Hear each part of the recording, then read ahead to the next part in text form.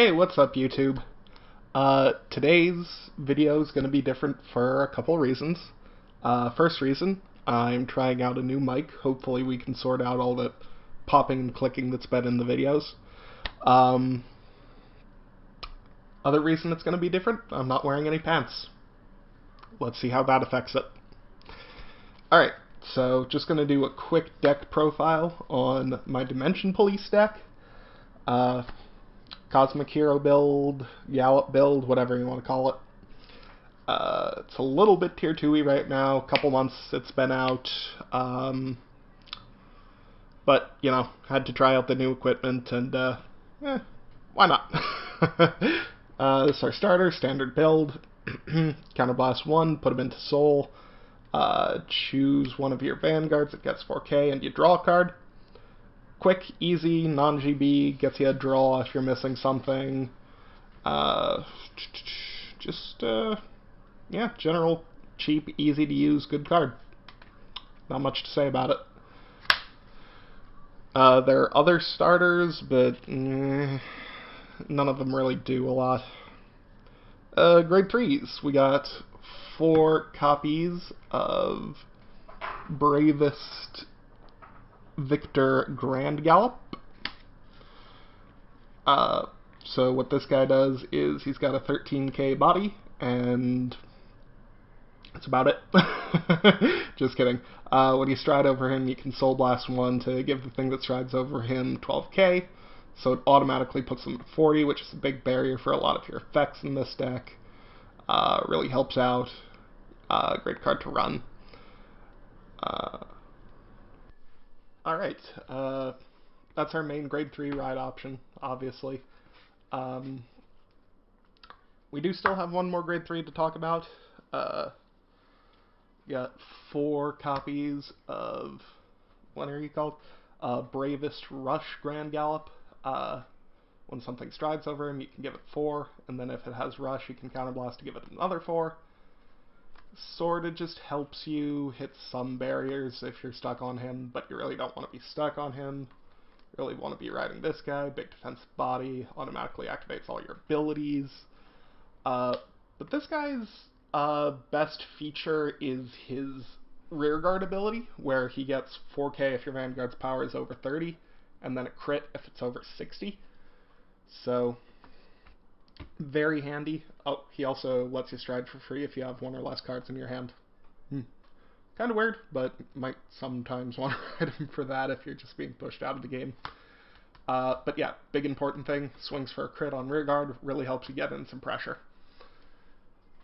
So I think I'm going to move on to the strides next, just because that's going to make some things easier to talk about. We got 1, 2, 3, 4, 5 G-Guards. This one, Soul Blast 1, lower an attacking unit's power by 5, and then if you have more damage, equal or more damage, errata. If you have equal or more damage to your opponent, Counterblast 1, give your Vanguard 5 for the rest of the turn. Just helpful against some rush decks, can get you out of some sticky situations. This guy, Soul Blast 1 card with 5k or more power, really not relevant. Get 10k shield, and then if you've taken damage this turn, get another 5. He can potentially be a very big shield, very helpful. Enigma Patriot, if opponent's Vanguard is attacking for 20 or more, which they always will be unless... So, this is just your generic get 5k in every situation guy. Just easy to drop, 20k shield almost all the time. The one exception is deleters, because they just go, okay, lower your power to 0 and I'm going to attack you for 16. And you're like, god darn it. But yeah, other than that, it should always be a 20k shield. Then you got 2 copies of Atlantis Dolphin, G-flip a G-guard, and get 5k shield for each of your rear guards. And then if it has 30 or more shield, unflip Soul Charge. Unflip Soul Charge is really useful. It can really be a lot of shield. It's difficult to use this against like control matchups and a lot of things, but overall, just the best case scenario for this is so good that you really have to run it. Next, we have 3 copies of Super Cosmic Hero X Gallop. Counterblast 1, give your front row 4K for at GB2. Give your front row 4K for each copy of him face up if its power is 40 or more. And then if it's 35 or more, I kind of did this backwards, but whatever. This gets quad drive. Not all that useful these days. Potentially sometimes, because it can G-flip anything, so potentially if you get these 2 face up with other effects and go into this one, it's just a free 8K to your front row, plus the quad drive. It's easier to activate than our other obvious quad drive out and a couple of other things, but he's really mostly flip fodder these days, just because a lot of his value was contingent upon the quad drive, and now the quad drive doesn't mean that much. Well, 2 copies of Super Cosmic Hero X Tiger. G-flip 1, get 4K for each face up in G-zone, and when he attacks, if his power is 45 or greater, get crit +1. Good in late game, good as a first stride, just to pressure out a lot of cards. Other than that, not much to say about him. Cheap, easy crit. Hey, bada bing. 1 copy of Laurel Lee. He's not that good. But look at that art. Look at the shiny text. Isn't it cool? 1 copy of Heaven and Earth Combination Tri-Earth. G-flip 1, get 10k, and when he hits, retire... do you choose? Choose one of your opponent's rear guards, retire it for every 20k power he has. Again, a nice, good, easy first stride to just come out and pop some stuff. Yeah, not much else to say. You'll notice there's not a lot to say about a lot of these strides, because these last 4 really are the heart and soul of the deck. First off, we got Bravest Peak X Gallop. Now, if you're wondering why I'm only running 2, he's expensive. So, Counterblast 1, choose face down card from choose zone, turn it face up. When he attacks, if his power is 40 or greater, get quadruple drive. And then, at the end of battle, if it's 80 or greater, restand with drive -4. That's an amazing effect. Essentially, you're pointing 2 huge attacks at your opponent and just plussing off of them, and plussing. It's a restander, it gets pluses, I don't know what else to say. And then in addition to that, it's got the GB1 effect where it gets 10, or the GB3 effect where it gets 10k for each face up in G-zone. Essentially all that adds up to just, this guy will be massive. We're talking like 100+ K twice. I sometimes say the only bad matchups this deck has is anything that can fetch PGs, and that's just because of this guy, because if you don't have a PG, you're eating at least one of these. And then the GB8 Dimensional Robo Command Ultimate Die King. When he swings, he gets 10k and a crit for each of your rear guards, and then at the end of battle, if his power is 80 or greater, all your rear guards get 10k for each of his crits. So essentially what that means is 90% of the time, you're going to be swinging for... that's funny. 90% of the time you're going to be swinging for 90. And then giving 50k to all your rear guards, 60k even. And then maybe 70 or 80 if you drive check some crits. It's just a huge finishing move. Just, okay, you were able to take 2 huge attacks twice in a row. Let's see how you deal with 3! And then, of course, because I pulled the Zeroth pack, I've got 1 copy of Zeroth Dragon of Destroy Star Stark. So, on stride, Counterblast 2, get the effect that it doesn't need to rest to attack. Fine. And attacks 3 times in a turn. And drive -2. This guy is a triple restander. I don't know if I need other words to describe what's happening. It's just a card that drops and kills you. Which, essentially, that's why I can't really say too much flavor-wise for the rest of the deck, just because these guys are all so aggressive, so hell-bent on just murdering you, that the rest of the deck kind of loses flavor just because these guys come out and just go, okay, I'm attacking for big numbers to your face multiple times. Yay. I like this deck more than I'm probably putting on. It's fun. Even though it's sort of one note, it's still pretty fun. Grade 2s.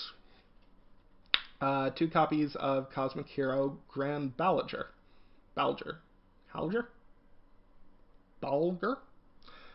Dude with a sword. He gets resist. And then if your Vanguard's power is 40 or greater, he swings for 17. There's a few things that can add 4k to him, so he can be a 21 swinger on his own. Just really nice, easy to use. Having the resist helps. Next up, we've got 6 draw options. So we got 3 Grand Hogan and 3 Grand Drifter. And they both basically have the same purpose. They both get you draws. If your Vanguard's power is 40 or greater, essentially for both of them, again, that shouldn't be much of an issue. He gets 4k, he gives 4k, and gets 4k on his own as well.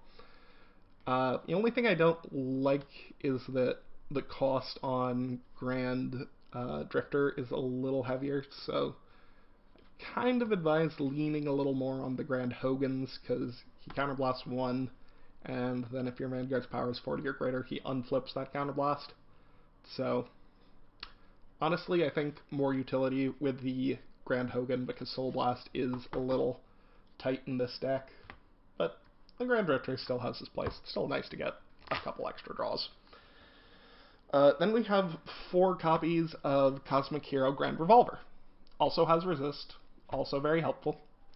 Counterblast 1, if your Vanguard's power is 15 or greater, which, come on, 15. You can choose one of your other rearguards and give it 4k, and then if your Vanguard's power is 30 or greater, which, come on, 30, he gets 4k, and the effect that if he hits, unflip 2. This card just comes with a lot of utility. It's got that resist, it can unflip sometimes, it disperses 4ks throughout your board. A lot of viable things packed into this one card, so he's really great utility, and that's why I play 4 of him. Grade 1s. First up, something I'm not so sure of. I've got 4 copies of Grand Monk. I've been trying him out for a little while. If he PGs and the power is 30 or greater, draw a card. And if he's in your drop zone, you can bind him to give up to 6 of your units resist until end of turn. He's really, really good, and I really, really love him. But Enigman Calm is also really, really good, and I really, really love him. And I'd kind of want both of them to be 4-ofs, but hey, perfect cards. Sentinel. Yeah, you could honestly run 4 of this, run 4 of Calm, you could run 2 and 2. Same difference. Everything's a winner here. 2 copies of the Stride Fodder, just so you could search out more of the Bravest Victor. And also, you know, because striding is fun. Striding's fun. You like winning. You like winning, don't you? I know you like winning. Just tell me you like winning. Don't you like winning? Okay, I think you like winning. 2 copies of Commander Laurel. OG, rest 4 of my dudes, restand my Vanguard if it hits. It's a little inconvenient just because it requires you to drop so much of your hand when it wouldn't necessarily be convenient. But it does give you some early game, some way to counter early game focus decks, grade stall decks, things like that. He's good. I'm not in love with him, though, just because so much of it does turn into, well, am I checking triggers? And is my opponent's hand bad? If not, he just kind of sits there as a 4K. And the 4K doesn't really help. So that's why I only run 2 of him. Next up, we got 3 copies of Cosmic Hero Grand Scout. Really vital card. GB2, Counterblast 1, Soul Blast 1. When placed on rearguard, if you have a Gallop Vanguard, double your Vanguard's power. Yeah, just straight up double your Vanguard's power. And then at end of turn he dies and you soul charge. Refunds that soul a little bit, which is nice because there are other things that use soul in the deck. This guy is part of what forces you into those big 120, 150 numbers that your opponent just has to look at and be like, well, do I have a perfect card? No? Okay. 2 copies of Enigma Blanc. If he's in your soul, you can... No. So, got that backwards. You can put him in your soul at GB2 when your Vanguard attacks to unflip 1. Gets you unflips, gets you soul. Important to recharge resources. And then if he's in your soul and your Vanguard's power is 10 or more, which, come on, 10 or more? You can soul blast him to give the Vanguard 4K. And then if their power is 35 or more, you can give them another 4K off of that. Makes him a decent ride option. He's really mostly in there just for the clutch, unflipping, and soul charging. But yeah, nice card to have around, especially if you're in a pinch with resources. Next up, we have not 2, not 5, not 6, but 10 critical triggers. This one being the only one with a real effect. And what he does is when your Vanguard with Gallop attacks, you can slip him into soul, give the Vanguard 5K, and drop card. Nice, gets a soul. Helpful to just stack on board to get an increment of power for, like, what's his name? Die King, things like that. Not much to say, pretty staple. I'm running the 10 crits just because I feel like this deck needs to go pretty fast to have a chance, because if your opponent can just take the big attacks in late game, you don't have any, like, guard restrict, or not even, like, a lot of inherent crits, just Tiger. So it's kind of hard to, you know, really push in late game unless they've taken the damage already. And so that's why you play 10 crits. Next up, we got 2 copies of Operator Girl Rika. You can put her on top of deck, give your Vanguard 4, and the effect that when it swings, if its power is 37 or more, draw a card. So this just essentially becomes free plussing with Stark, with Bravest Peak. Just draw you a ton of cards. End the turn with like 7 cards minimum. Nothing wrong with that.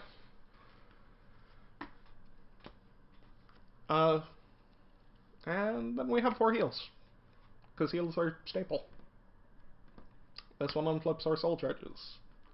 This one soul blast to unflip if you go into the G fighter collection guy. So that was my D-Police build, not D-Robos. I'm definitely not showing off my D-Robos on this channel. They're not that good.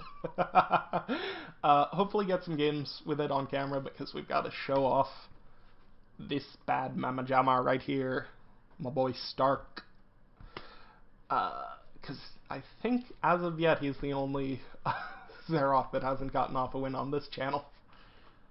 We'll see if I can manage to fix that soon. Alright, that was Lee, Card Games United. Remember to like, comment, subscribe.